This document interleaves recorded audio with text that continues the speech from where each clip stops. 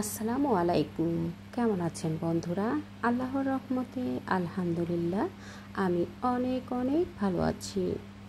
বন্ধুরা, আজ একটা ডেজার্ট আইটেম তৈরি করে আপনাদের সাথে শেয়ার করব। আশা করছি সকলের কাছে রেসিপিটা খুব ভালো লাগবে। গরমে কলেজা ঠান্ডা করার জন্য এরকম একটা পুডিং রেসিপি আপনাদের সকলের কাছে ভালো লাগবে। আজ আমি তৈরি করে দেখাবো ম্যাঙ্গো মিল্ক পুডিং। খুব সহজেই ঝটপট স্বাস্থ্যসম্মত আম দিয়ে এবং দুধ দিয়ে এই পুডিংটা তৈরি করে দেখাবো। তো ম্যাঙ্গো মিল্ক পুডিংটা তৈরি করার জন্য আমি এখানে 3টা পাকা আম নিয়েছি। বন্ধুরা, আমটাকে খোসাসহ ভালোভাবে ধুয়ে পরিষ্কার করে নিয়ে এরপর আমি একটা স্ট্রেনার দিয়ে আমগুলোকে এইভাবে খোসাটা ছাড়িয়ে নিচ্ছি। বন্ধুরা, আমের খোসাটা ছাড়িয়ে নিয়ে এরপর আমি আমগুলোকে ছোট ছোট টুকরা করে কেটে নেব। তা আমার আমগুলোর খোসা ছাড়ানো হয়ে গেছে। এখন আমি ছুরি দিয়ে আমগুলোকে এভাবে করে একটু কেচে কেচে এরপর আমগুলোকে আমি টুকরো করে নেব। আপনারা চাইলে বটি কিংবা ছুরি ব্যবহার করেও কিন্তু কেটে নিতে পারবেন। এখন এই আমের টুকরোগুলোকে একটা ব্লেন্ডার জারে দিয়ে দিলাম। সামান্য কিছুটা পানি দিয়ে আমি মিহি একটা পেস্ট তৈরি করে নেব। বন্ধুরা, কিছুটা পানি দিয়ে দিলাম, দিয়ে এখন আমি ব্লেন্ডার জারে একটুখানি ঘুরিয়ে নিলেই কিন্তু খুব সুন্দর মিহি একটা পেস্ট তৈরি হয়ে যাবে। এখন এই আমের পিউরিটাকে আমি একটু ছেঁকে নেব। একটু এভাবে করে চেলে নিলে খুব সুন্দরভাবে আমের ভিতরে কিন্তু অনেক সময় আঁশ থেকে যায়। তো এভাবে করে একটু চেলে নিলে আঁশের অংশটা আলাদা হয়ে যাবে আর আমরা একটা পিউরি পেয়ে যাব, ম্যাঙ্গো পিউরি। দেখলেন তো বন্ধুরা, খুব সহজেই কিন্তু ম্যাঙ্গো পিউরিটা তৈরি হয়ে গেল। এখন আমি ম্যাঙ্গো পিউরিটাকে একটা প্যানে ঢেলে দিয়েছি। একটু পাতলা হওয়ার জন্য আমি 1 কাপ পরিমাণ পানি সাথে মিক্স করে দিয়েছি, সাথে 1 কাপ পরিমাণ চিনি দিয়েছি। মিষ্টিটা আপনারা আপনাদের টেস্ট বুঝে ব্যবহার করবেন। যে যেরকম মিষ্টি খেতে পছন্দ করেন সেই অনুযায়ী কিন্তু চিনিটা অ্যাড করে দিবেন। এখন আমি 2 চা চামচ আগার আগার পাউডার দিয়ে দিব। আমি কিন্তু চুলাটা এখনও অন করিনি। আগার আগার পাউডারটা দেওয়ার পরে চুলাটা মিক্স করে নিয়ে আগার আগার পাউডারটা মিক্স করে নিয়ে এরপর আমি চুলাটা এখন অন করে দিয়েছি। বন্ধুরা, খুব ভালোভাবে মিশিয়ে নেওয়ার পরে এরপরে আমি চুলাটা অন করেছি। বন্ধুরা, খেয়াল রাখবেন অবশ্যই কিন্তু পিউরিটা ঠান্ডা থাকা অবস্থায় কিন্তু আগার আগার পাউডারটা দিতে হবে। খুব ভালোভাবে মিশিয়ে নেওয়ার পরে এরপর আমি চুলাটা অন করে দিয়ে 2-1টা বলক ওঠা পর্যন্ত জাল করে নিয়েছি।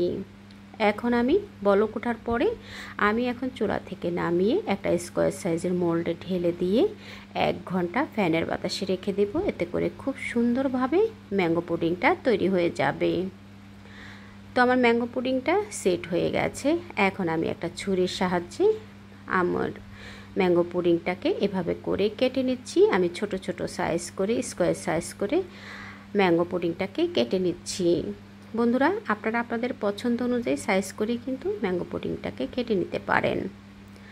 তো আপনারা চাইলে এরকম স্কোয়ার মোল্ডেও এই ম্যাঙ্গো পুডিংটা তৈরি করে নিতে পারেন। আজ আমি রাউন্ড শেপের ম্যাঙ্গো পুডিং তৈরি করব। তো আমি একটা গোল রাউন্ড শেপের মোল্ডে এখন এই ম্যাঙ্গো পুডিংটাকে ঢেলে দেব। আমি স্কোয়ার সাইজ করে কেটে নিয়েছি। আপনারা আপনাদের পছন্দ অনুযায়ী যে কোনো সাইজ করেই কিন্তু কেটে নিতে পারেন। তো বন্ধুরা, আমি গোল রাউন্ড শেপের মোল্ডে আমি ঢেলে দিয়েছি ম্যাঙ্গো পুডিংটা। ঢেলে দিয়ে এখন চুলাতে একটা প্যান বসিয়ে দিয়ে আমি এখানে 1 লিটার লিকুইড দুধ দিয়েছি। আমি 2 লিটার লিকুইড দুধকে জাল করে ঘন করে 3-4 ঘন্টা আগে আমি দুধটাকে রুম টেম্পারেচারে আসা পর্যন্ত ঠান্ডা করে নিয়েছি। 1 লিটার হয়ে যাওয়ার পরে এরপর আমি সেই দুধটা দিয়ে আজকে এই মিল্ক পুডিংটা তৈরি করব। সাথে আমি 2 চা চামচ আগার আগার পাউডার 1 কাপ পরিমাণ চিনি দিয়ে ভালোভাবে মিশিয়ে নিয়েছি। মিশিয়ে নেওয়ার পরে এখন আমি চুলাটা অন করে দিয়ে এরপর এখানে আমি 1 কাপ পরিমাণ গুঁড়ো দুধ ব্যবহার করেছি। গুঁড়ো দুধটা চাইলে আপনারা স্কিপ করতে পারেন, তবে দিলে এর টেস্ট অনেক ভালো আসে। বন্ধুরা, গুঁড়ো দুধটা দেওয়ার পরে খুব ভালোভাবে নেড়ে মিশিয়ে নেব এবং জাল করে 2-1টা বলক ওঠা পর্যন্ত মিল্ক পুডিংটাকেও জাল করে নিয়ে এরপর আমি চুলাটা অফ করে দিয়ে মিল্ক পুডিংটা ম্যাঙ্গো পুডিংয়ের সাথে ঢেলে দেব। তো বন্ধুরা বলক উঠে গেছে, এখন আমি চুলাটা অফ করে দিয়েছি। এখন আমি গরম থাকা অবস্থাতেই আমি মোল্ড রাউন্ড শেপের মোল্ডে আমি এখন মিল্কটাও ঢেলে দিচ্ছি। মিল্ক পুডিংটা ঢেলে দিয়ে এরপর আমি একটু চামচ দিয়ে নেড়ে চেড়ে দেবো, যাতে করে সব সাইডে মিল্ক পুডিংটাও ঢুকে যায়, ভালোভাবে মিশে যায়। বন্ধুরা দেখুন ভালোভাবে একটু নেড়ে চেড়ে দিচ্ছি। এটা কিন্তু খুব দ্রুতই করে নিতে হবে, কিছুক্ষণ রাখার পরেই কিন্তু সেট হয়ে যায়। তো বন্ধুরা দেখুন কিছুক্ষণ পরেই কিন্তু ফ্যানের বাতাসে রাখার পরে কিছুক্ষণ পরে সেট হয়ে গেছে। এখন আমি একটু আপনাদেরকে মোল্ড আউট করে দেখিয়ে দিচ্ছি। আপনারা চাইলে এই অবস্থায় আসার পরে ফ্রিজের নর্মাল চেম্বারে 3-4 ঘন্টা রাখার পরে মোল্ড আউট করে এরপর আপনারা পরিবেশন করতে পারেন। আমি ফ্রিজে রাখার আগেই মোল্ড আউট করে নিয়েছি এবং আপনাদেরকে দেখিয়ে দিচ্ছি দেখতে কতটা লোভনীয় হয়েছে ম্যাঙ্গো মিল্ক পুডিং।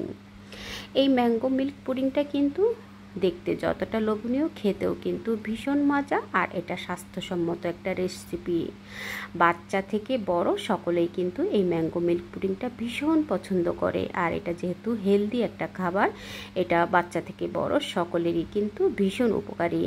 তো আপনারা এভাবে তৈরি করবেন। পাকা আম থাকা অবস্থায় আপনারা প্রিয়জনকে এরকম নিত্য নতুন রেসিপি তৈরি করে উপহার দিতে পারেন। স্বাস্থ্যসম্মত হেলদি খাবার প্রিয়জনকে উপহার দিয়ে প্রিয়জনের মন জয় করে নিতে পারেন। কেমন লাগলো বন্ধুরা আমার এই ম্যাঙ্গো মিল্ক পুডিংটা? আশা করছি সকলের কাছেই ভালো লেগেছে। ভালো লেগে থাকলে একবার হলো ট্রাই করবেন, কেমন হলো কমেন্টস করে জানাবেন। আল্লাহ হাফেজ।